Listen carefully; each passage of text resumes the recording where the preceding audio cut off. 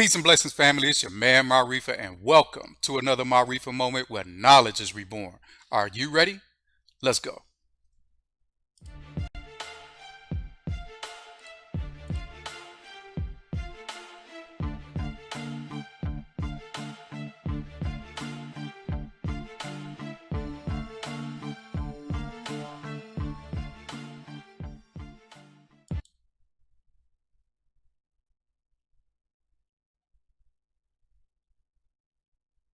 All right, and we black. You dig? We got us a great topic today. I know I always say that, but we do.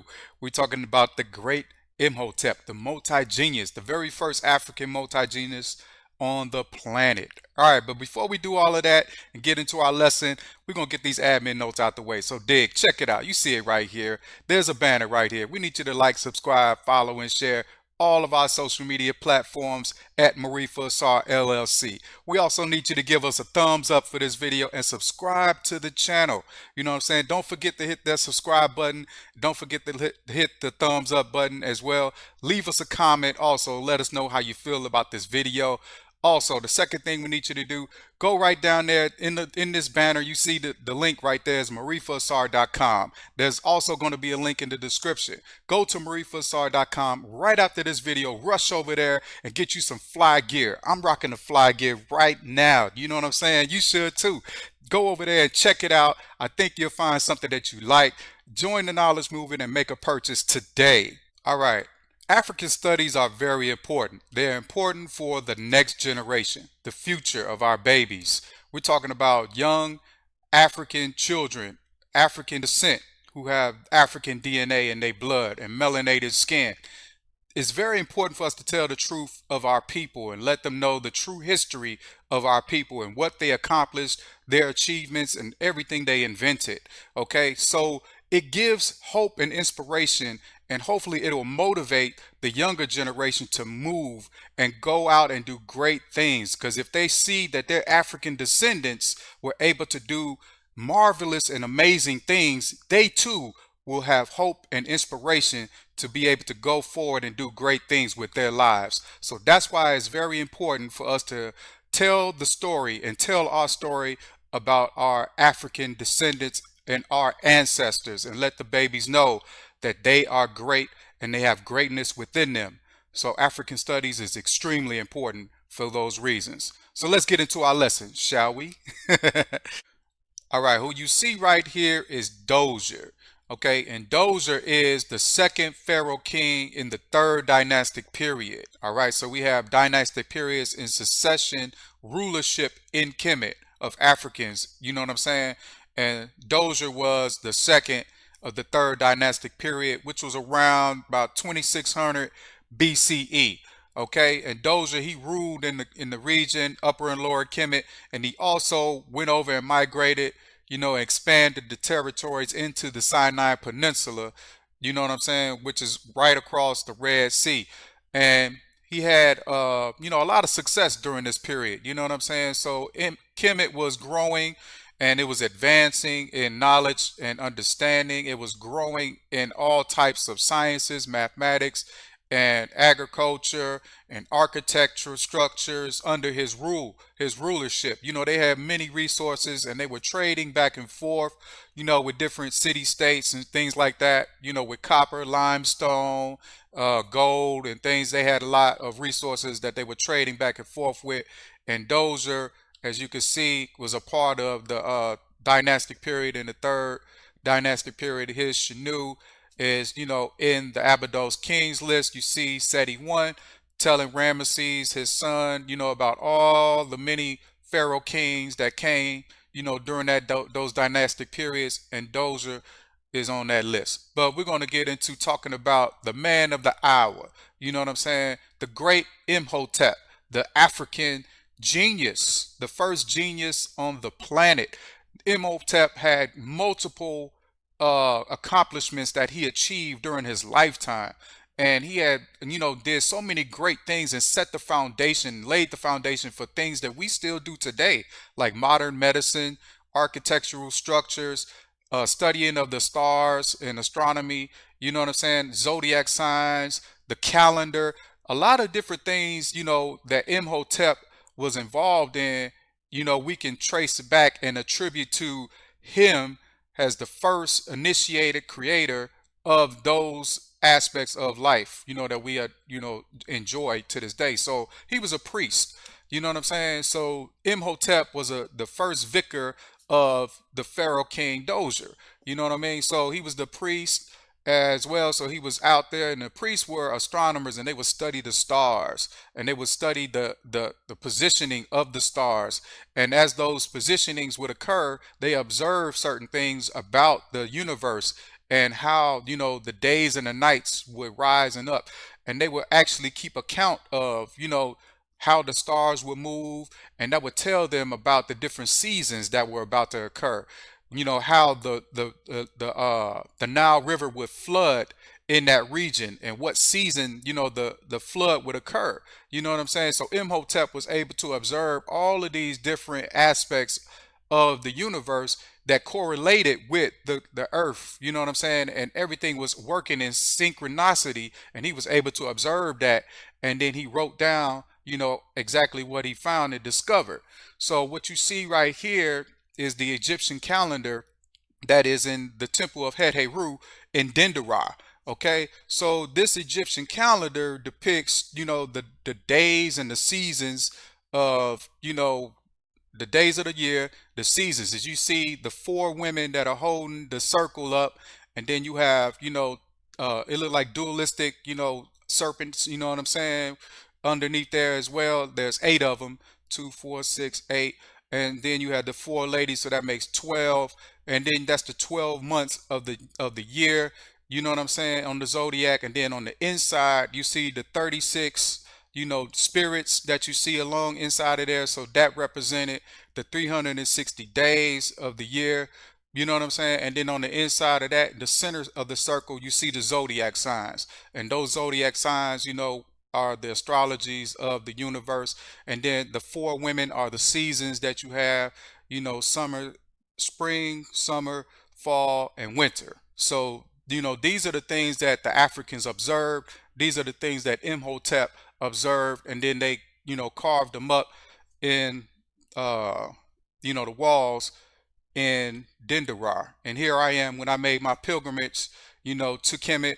We went into the temple of Het-Heru, and then I was able to go into the chambers where they commemorated the resurrection of Asar.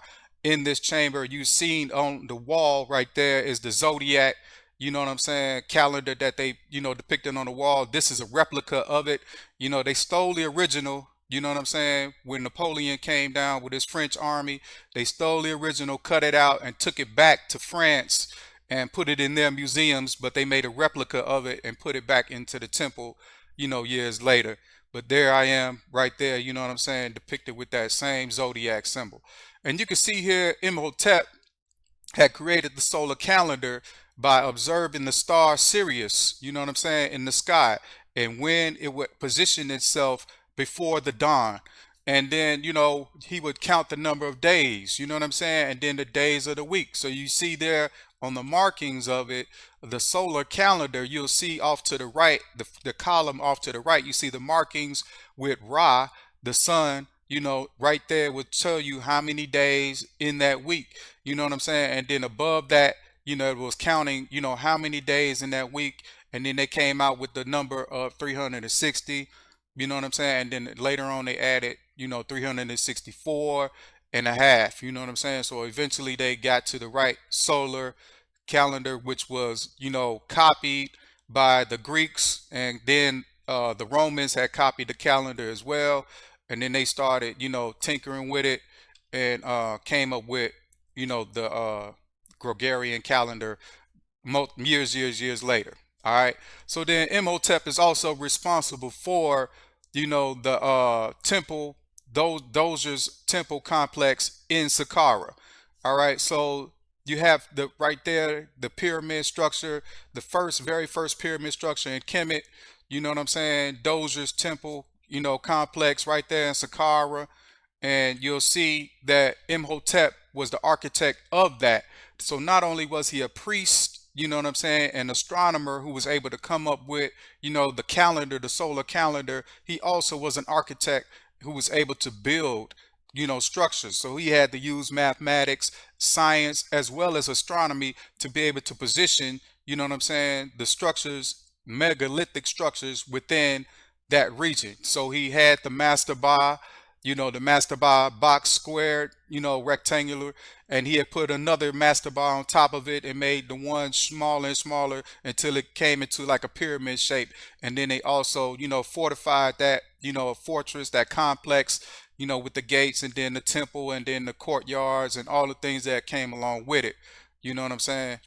So here are the ruins of that, complex temple, Djoser's complex in Saqqara.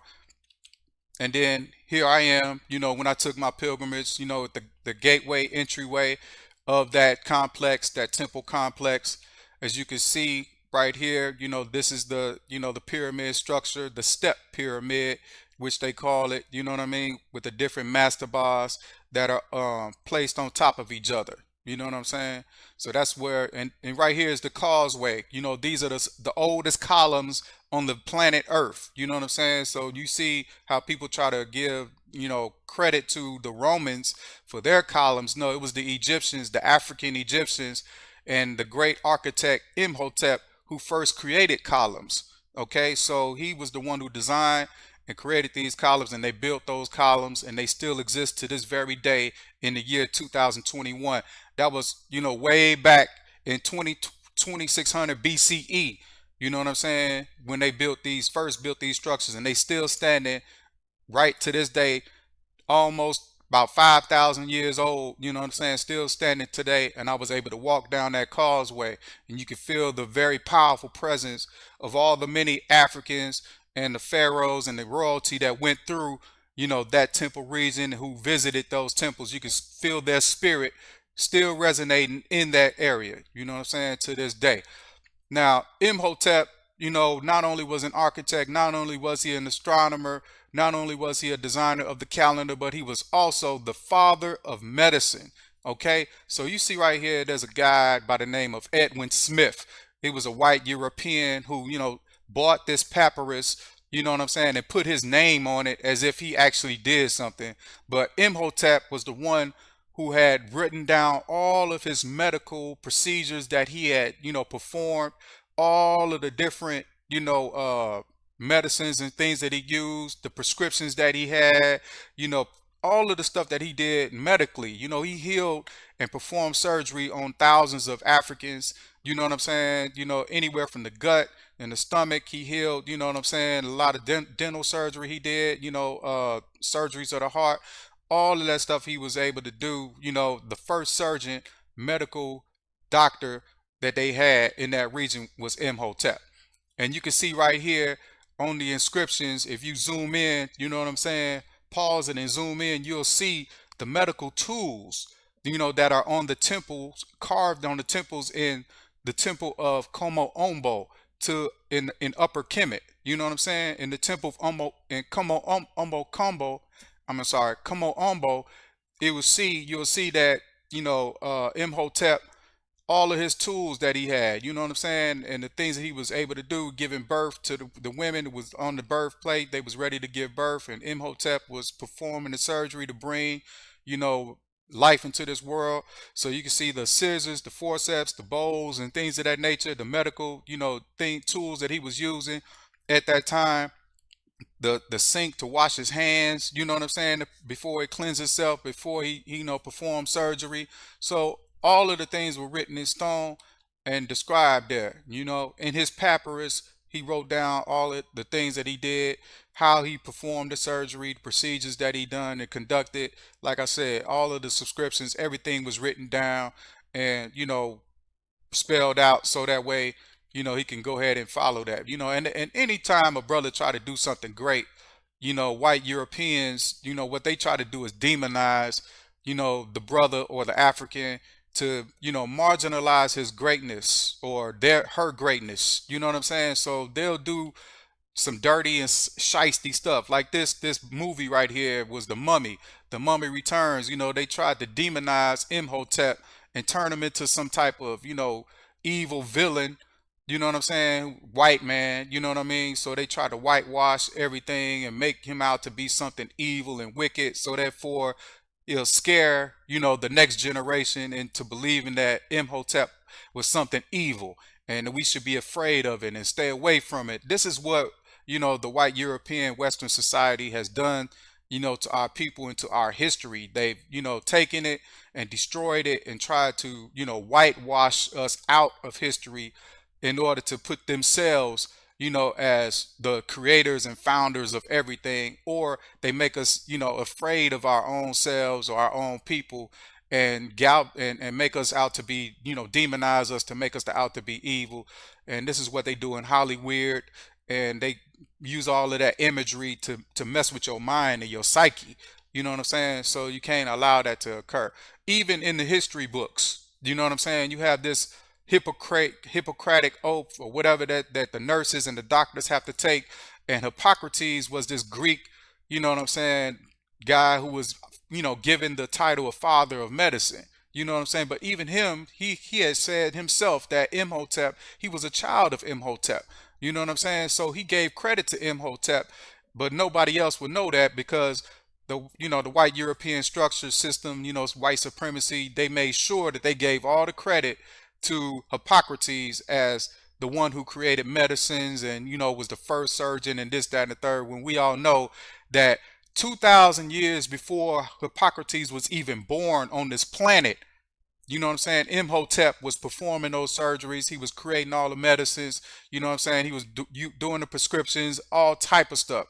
You know what I'm saying? So Imhotep is the father of medicine. So he should be credited with that, title, not Hippocrates. You know what I'm saying? So it's hypocrite. He's a hypocrite. You know what I mean? So that's why they get the etymology of the word, hypocrite from Hippocrates. You know what I'm saying? Because he's a hypocrite. Really not what he depicted to be. You know what I'm saying? The great African Imhotep, see here carved in the stones is, the multi-genius. He was an astronomer. He was the priest. You know what I'm saying? He created the calendar, the solar calendar, came up with all of the seasons, you know what I mean, in order to keep time. He was an architect, built, the step pyramid out in Saqqara. You know what I'm saying? He was also the first father of medicine.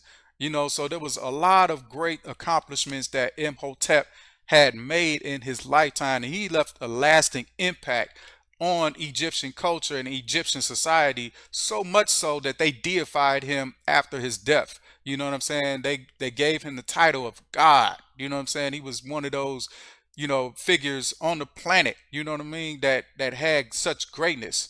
And the book that you should, go and take a look at is Imhotep the African, Architect of the Cosmos.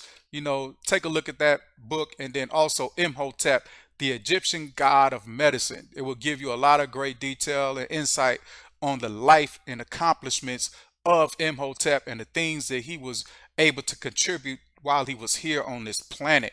He was a real live African, and he accomplished some great things, and he had made, a lot of different, things that we are still using to this day. You know what I'm saying? Prevalent way back then. He didn't have no predecessors, nobody that came before him to teach him, about this stuff. He was able to think with his mind, you know what I'm saying? Because the capabilities and given to him by the Almighty on high, you know what I'm saying? The Creator had gave him this ability to reason and ration with his mind so he can think and be able to study and observe, and then to be able to use his mind to be able to create and to heal, you know what I'm saying, and to build. So Imhotep is extremely, extremely important in African history, and it's important for us to know who he was and his accomplishments. So we need to tell that story to our babies and keep passing that down from one generation to the next generation to the next generation, and let them know that their ancestors were great. All right, that's all we got for today.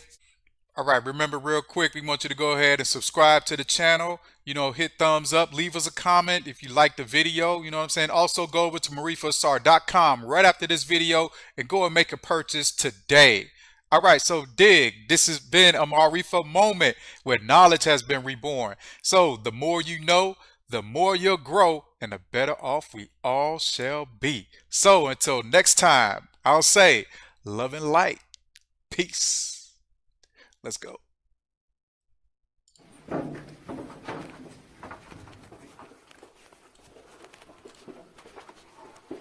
right, we made it. We made it. Live at Seneferu's Pyramid. Okay, Seneferu built this